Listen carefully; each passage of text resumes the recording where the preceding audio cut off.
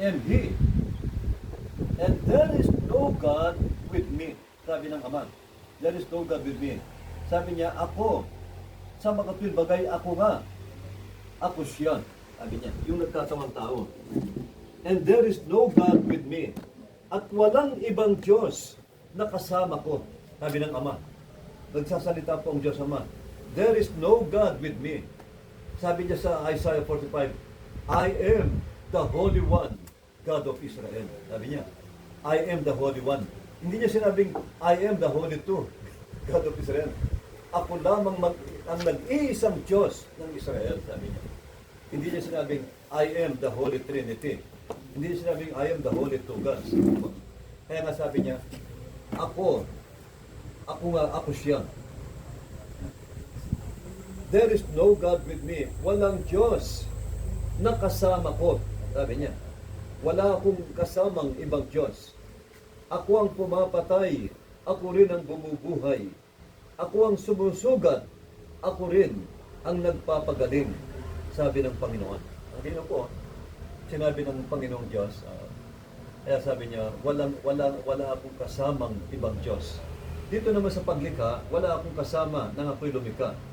Makikita po natin ito sa Isaiah. Bakit sabi niya ito? Walangin natin. Opo, yung natin, angels po yun. May mga kasama siyang anghel. Kahit saan pumunta ang presensya po ng Diyos, may anghel na po nun.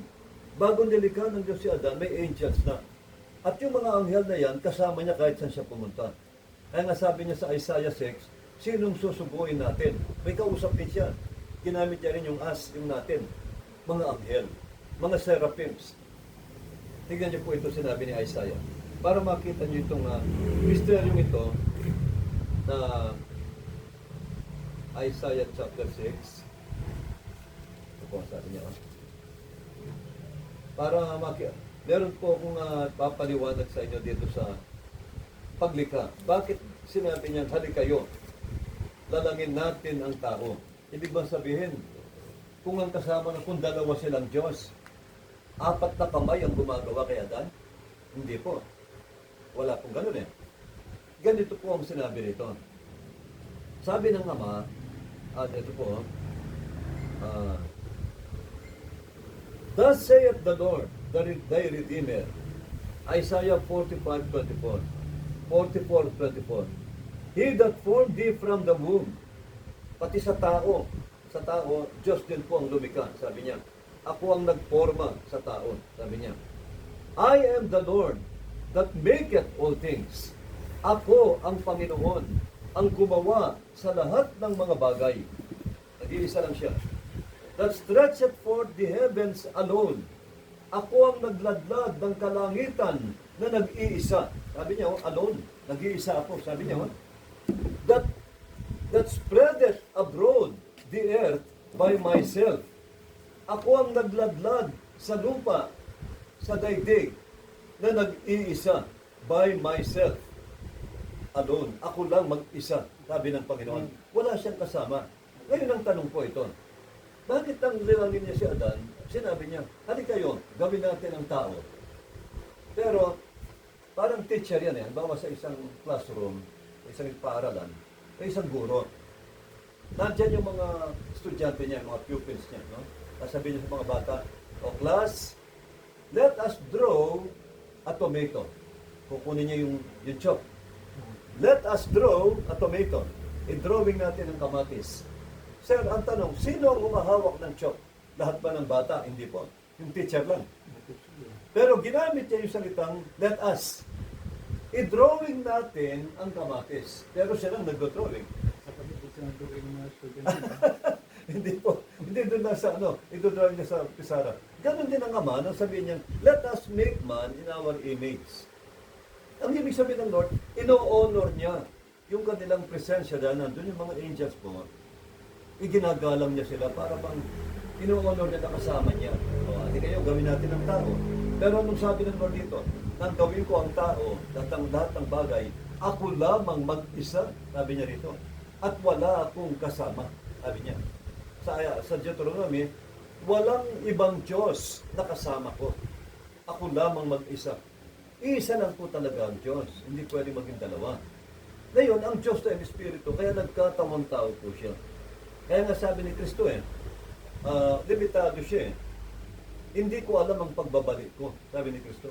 Tanging ang Ama lang ang nakakaalam. Di po ba? Kasi ang nagsasalita roon ay yung pagkatao niya ni Kristo. Bilang tao, katulad natin na limitado lang po yung isip niya. Pero bilang Diyos, Sabi nga nito, hindi limitado. hindi niya alam kung pagpaniwala. Kasi mo nang doon, hindi niya Opo, malamdaman. bilang tao. Kasi nagkatawang tao talaga ang Diyos. Kaya bilang tao, talagang 100% tao talaga. Kaya nga po, yun ang mystery. Pero, hindi totoo yung sinasabi ng mga iglesia na si Kristo, tao lang, sabi nila. Si Kristo, tao lang, sabi nila. Hindi po tao lang. May kapangyarihan din niya. Meron siya dahil nasa kanyang Ama. Bumubuhay siya ng patay kasi nasa kanyang Ama. Sabi ni Jesus, pakinggan niyo po yung sinabi niya. John 10:30, nagsalita si Jesus. Kasi sabi ng mga Hudyo, anak lang ni Jose Carpintero yan. Kababayan natin yan sa Nazaret. Paano magiging Diyos yan? Sumagot si Kristo. Sabi niya. Opo, sabi niya. Di ba sinabi ni Kristo, John 10:30, ako at ang aking Ama, sabi niya, ay iisa. Sabi ni Kristo, I and my Father are one. Kaya sabi niya sa John 10:30. Ngayon, sinabi pa niya kay Felipe, ito po malinaw ito, sa John 14, mula po sa 7, nagtanong si Apostol Felipe, sabi niya, Panginoon, sabi niya kay Jesus, ipakita mo naman sa amin ang Ama. Sabi niya, di ba? Di ba? Sabi niya, Lord, gusto namin makita ang Father, ang Ama. Gaano siya kaganda, gaano katangos ang ilong, gaano katangkad, gaano kagwapo. Physical image, yung larawan. Kung nakakita sa akin, sabi na. Yes, opo. Ang ginawa ngayon, na rin ang Ama. opo, sumagot si Jesus. Panginoon, ipakita mo sa amin ang Ama. Ano sagot ng Panginoon Jesucristo? Nabigla, Jata, Felipe. Sabi niya, aba, Felipe, Hindi pa kilala. matagal nyo na akong kasama.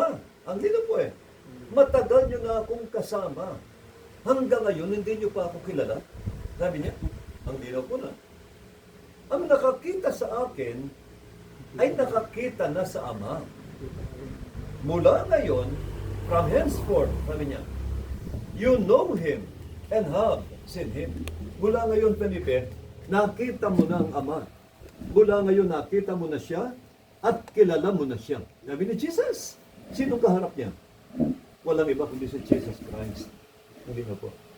Sabi niya, ako at ang Ama, iisa. Sabi ni Lord. Hindi sila dalawang Diyos. Hindi sila dalawa kaming Diyos. Ako at ang aking Ama ay iisa lang. Sabi ni Jesus. Kaya nga, yun po ang katotohanan. Kaya nga, nang itanong ni Felipe, hindi pa naniwala si Felipe. Lord, gusto namin makita ang itsura ng Ama. Ano bang itsura ng Ama? Didiretso sila eh. Hindi mo pwedeng dito makita. Opo. Mamamatay makakita Kaya, sa ganyan. kasi yung spirito niya, hindi pwede makita. Kaya yung spirito yun, gumawa ng sarili niyang laman. Nasa Hebrew 9. Pinaghanda mo ako ng katawan. Sabi ng Panginoon, di ba? Ang Diyos din. Bakit si Kristo ay Juan? Kung iisa sila, ba't dinadalangin ni Kristo yung Ama? Hindi, kasi po yun. John 17. Opo, tama. John 17. Ama, pakabanalin mo sila. Oo. Bakit sinabi ni Kristo yun? Ang sagot po nasa John 13:15. Ako'y nagbigay sa inyo ng halimbawa, sabi niya, upang inyong tularan tulad ng aking ginawa. I have given you an example, sabi ni Jesus, that you should do as I have done. Ibig sabihin, ang Lord, nanalangin siya, nag-ayuno siya, gumawa siya ng mabuti, nagbigay siya ng halimbawa.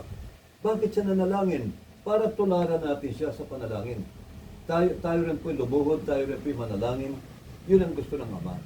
Nagpakita si Kristo ng perpektong halimbawa. Yun po ang si Kristo mismo nagsasalita. Binigyan ko lang kayo ng halimbawa upang inyong tularan. Sabi niya sa John chapter 13, verse 15. Ang linaw po ng mga sinabi ni Kristo. Kaya, pag ano po, dito, kahit sa binasa natin kanina, tignan niyo po. Sa unang Korinto, may sinabi siya rito. Kasi dalawa ang Adan, no? Ang unang Adan, asawa ni Eva, nagbigay ng kamatayan sa tao. Sabi ng Korinto, ang pangalawang Adan, si Kristo, nagbibigay buhay. Okay. Dito po makikita mo rin ang mystery. na ang pangalawang Adan ay ang Ama. Tingnan niyo po. Pakita ko sa inyo rito. Ito isang mystery. Sabi rito, sabi niya rito, the first man, Adam, was made a living soul. Sabi niya, no? And the last Adam was made a quickening spirit. Ang unang Adan, naging kaluluwang buhay.